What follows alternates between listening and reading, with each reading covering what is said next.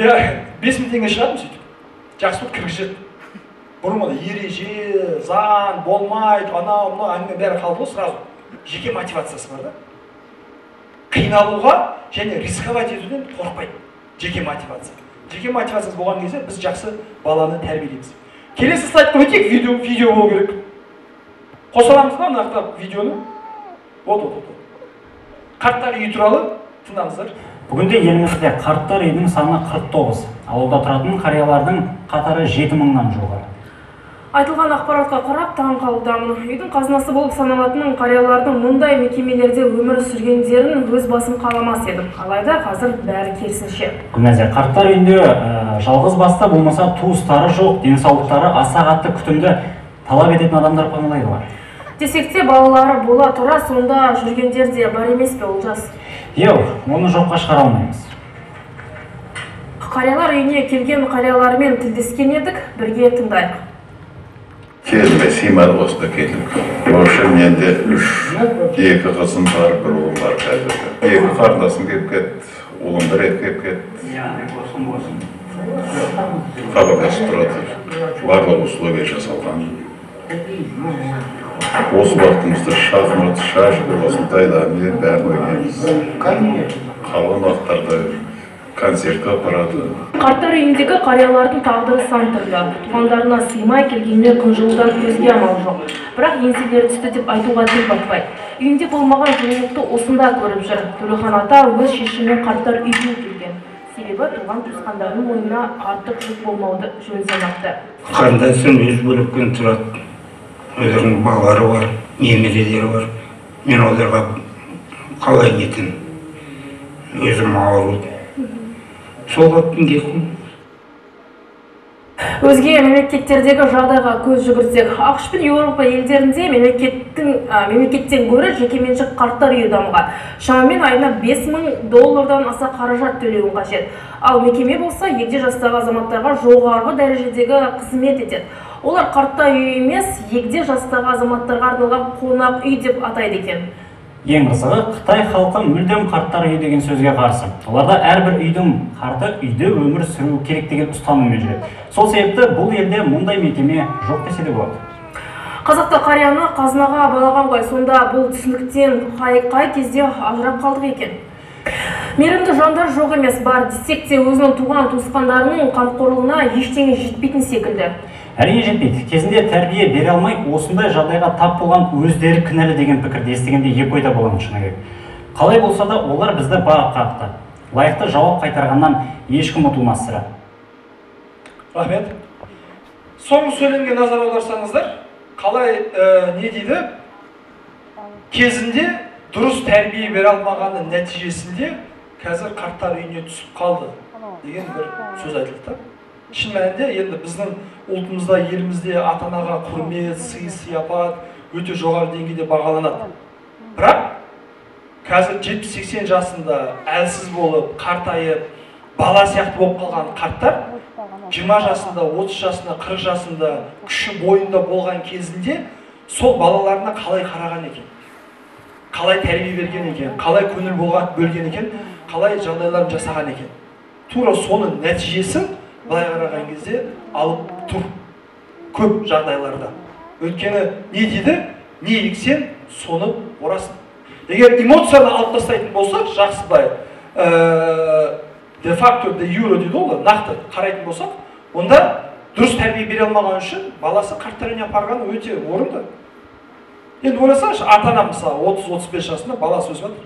Балам, киетін киім бар ма? Бар. Тұратын жерім бар ма? Бар. Андасында шығып қыдырып тұрамыз ба? Иә, бұл бәрі жақсы. Мені мазалама, мені басымды ауыртпа, мен кешке жұмыстан келген кезде маған әке деп жүгіре берме, тыныштық бер. Сол бала өсеп, 30-40 жасында ата-анасын қарттар үйіне апарып қояды. Тұратын жерім бар ма? Бар. Киетін киім бар ма? Бар. Андасында келіп тұрам ба? Келіп тұрам. Болды деді. Мені мазамды алма. Үйде отырып кішкентай бала сияқты әр нәрсені сұрай берме. Жағдайым бәрі жасалып жатыр. Айына бір рет келіп тұрам, тағы не керек дейді.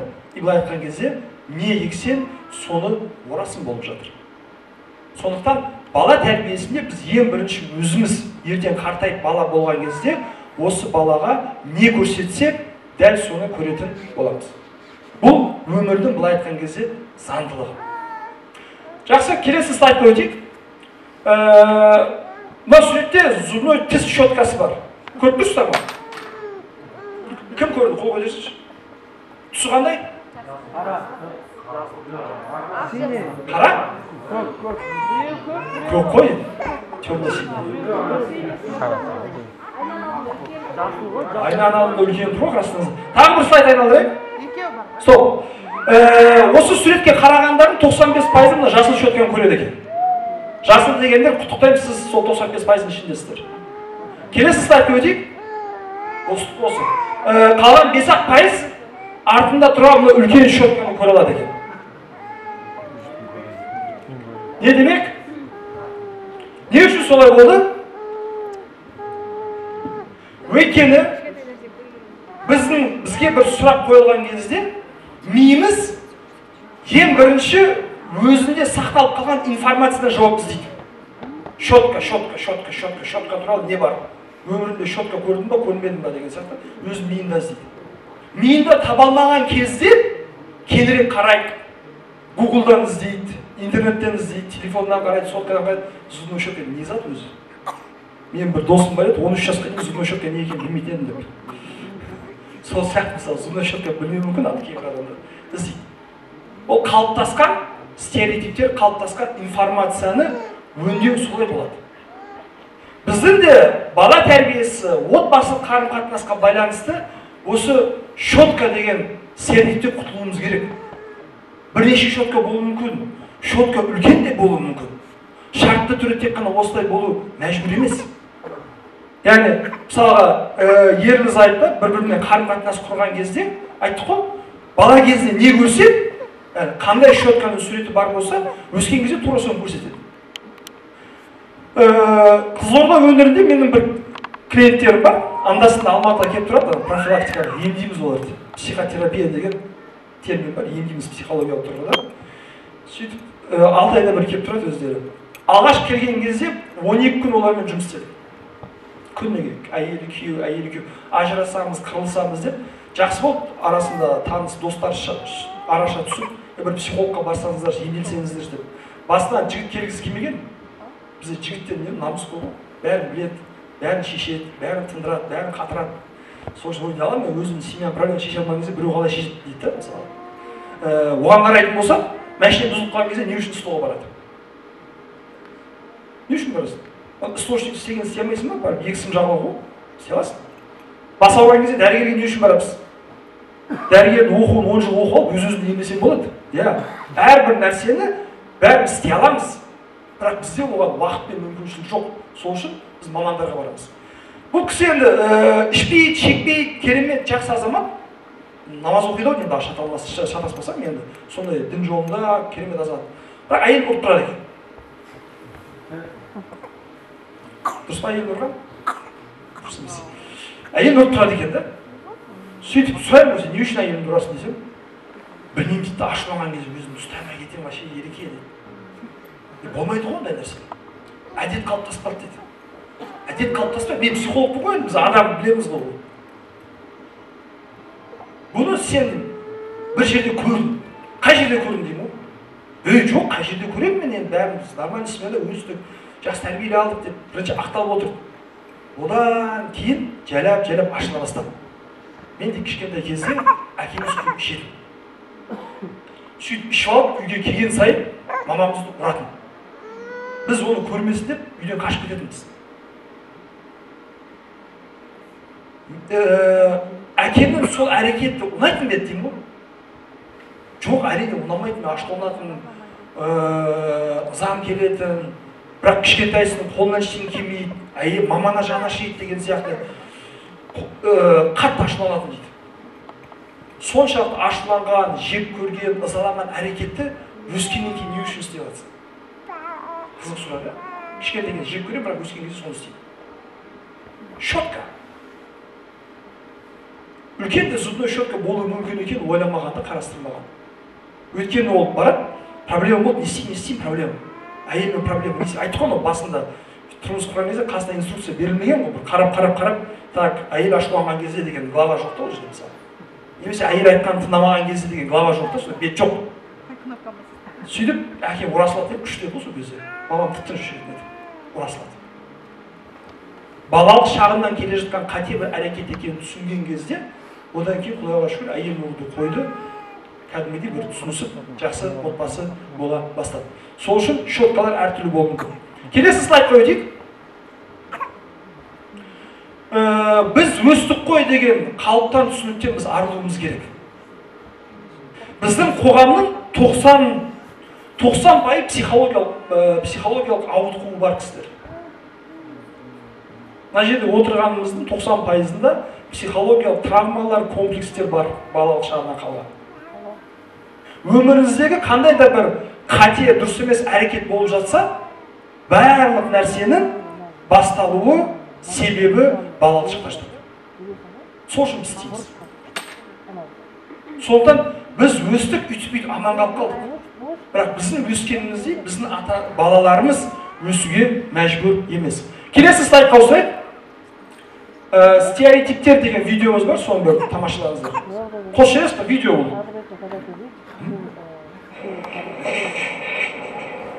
И подарок мне открыл. Ты на зло мне это делаешь, да? А ну играй!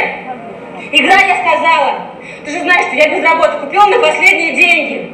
Сидит нос воротит, лишь бы мне хуже сделать, да? А ну играй, тебе говорят! А делай, кому говорю. Туфли ей дурацкие, для деревни самое оно. На последние деньги отдала, она нос воротит. Надевай, я сказала!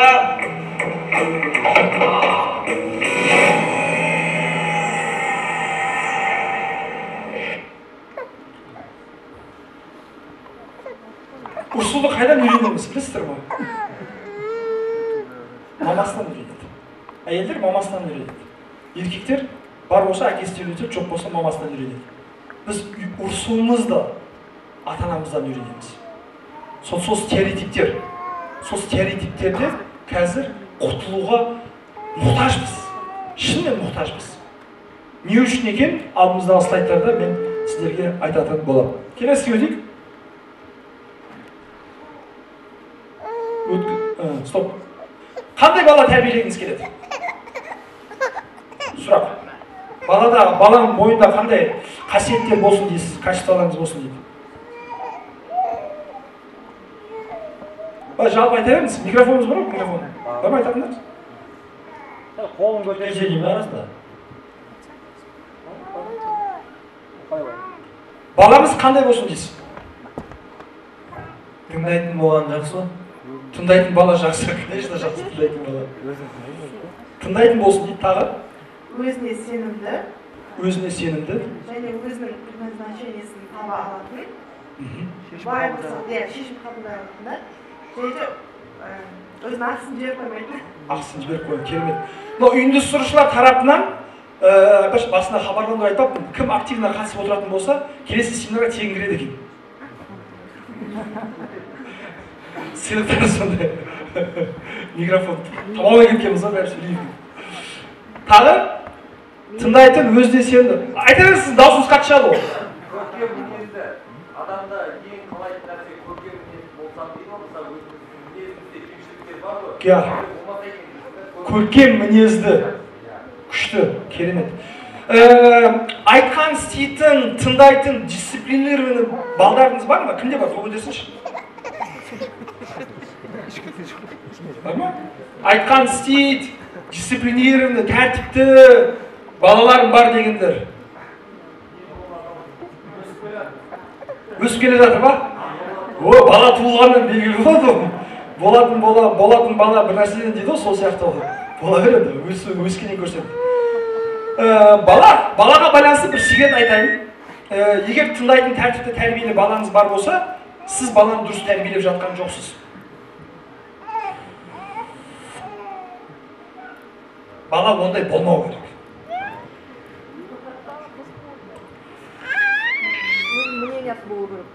Өзінің мнениясы болу керек.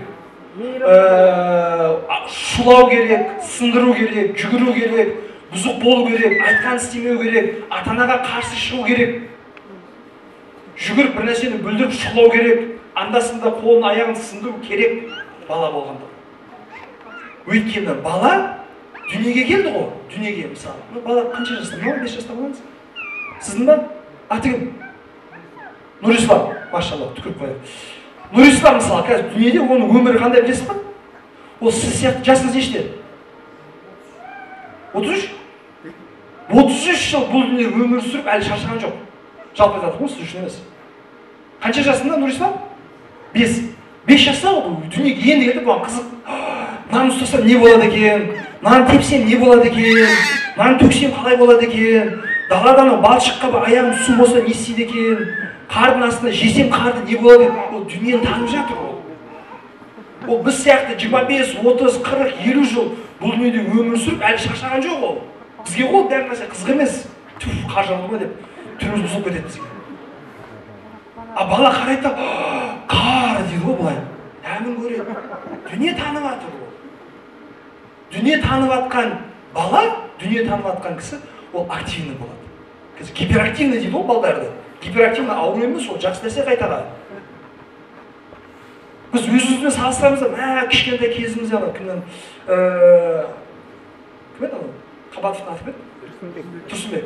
Тұрсынбектің айтқандай, үйге әкеміз келсе, неміз келген сияқты қалатынбыз. Біз ненормальный болғанбыз да, қазір біздің балдарымыз нормальный.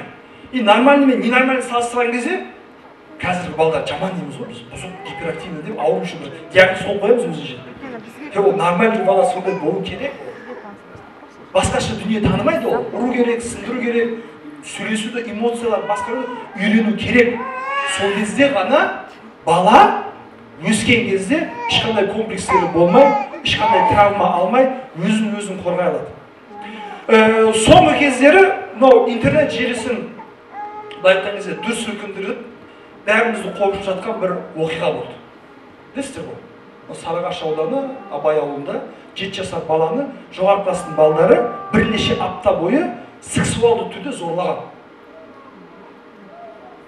Бірінші класс. Ойлағансыз ба мысалы? Мен 5 жасар қызым бар. 6-7 жасар ол қыз разница жоқ мысалы. Мектепке барып жүрді ғой. Мектепке бардым, өмір қандай керемет деп жүрген кезде үлкен балалар келіп, кәдімгі бергеш дейді. Сөйтіп жаққа апарып шешіндіріп зорлайды. Не үшін? Бірнеше апта бойы ол бала неге ешкімге айта алмаған? Неге өзін қорғай алмаған? Неге жоқ мен бармайым дей алмаған? Өйткені тәрбиелі бала болған үшін. Айтқан істейтін бала болған үшін. Сөзінен шықпайтын бала болған үшін. Үлкендердің әрбір айтқанын істеу керек деп үйретілген үшін. Және өзіне сенімі болмаған үшін. Енді тұрмыстық жағдайға байланысты түрлі себептер болуы мүмкін. Психологиялық тұрғыдан талқылаған кезде ең үлкен себеп сол. Мысалға неден? Турцияда бізді Қазақстанда 180 оқиға болған екен. 2016 жылы статистика. 180 баланы үлкен тарапына сексуалды зорлау болған. Бұл ресми тіркелген факт. Заявление жазып, дело қозғалып деген сияқты ашуланып шыққан кезде. Ал айтылмай, ұят болады, немесе қорқып, бөлісе алмай жүрген қаншама оқиға бар. Бұндай жағдайларда статистиканы шынайы неге келу үшін, жақындау үшін минимум 20-ға көбейту керек дейді. Сол кезде более-менее жақын. Қаншама кісі айта алмай жүр бұл мәселе. Мен ойлайтын бұл педофилия, кішкентай балдарды зорлау, жыныстық қарым-қатынасқа мәжбүрлеу сияқты оқиғалар, бұл тек қана біздің 21 ғасырдың бір ақыр заманы былай айтқан белгілер шығады. Ондай емес екен. 65-ші жылы менің клиентім болған. Үлкен апай кісі, 18 жасар баласымен дұрыс қарым-қатынас құра алмай жатыр. Проблемалары бар, травмалары бар, постоянно ашуланады, ұрады, күйеуімен ерте ажырасып кеткен, жағдай қиын. Сол кісі сөйлесіп жатып айтады. Мен деп 11 жасымда болған кезде көршіміздің несі, әкесі келіп маған тиіскен дейді. Көрші ғой, қазақтың ауылын елесеш, көрші деген не ғой? Ауылда көрші деген туысқан сияқты ғой айтқан кезде. Сөйтіп көршінің әкесі келеді, әкесі үйде ме? Жоқ, жұмыста әлі келген жоқ дейді. Жақсы жатқан кезде, енді ауылымыздың қонақ жайлығымыз бойынша, аға келіңіз, шай ішіңіз, күте тұрыңыз деп, дастархан жайып, үйге кіріп шай беріп жатқан дейді. 11 жастағы қыз. Сөйтіп шай ішіп отырып, әңгімелесіп, бір уақытта қасыма отырып, мені құшақтай бастайды дейді. жыныстық мүшені ұстай бастайды.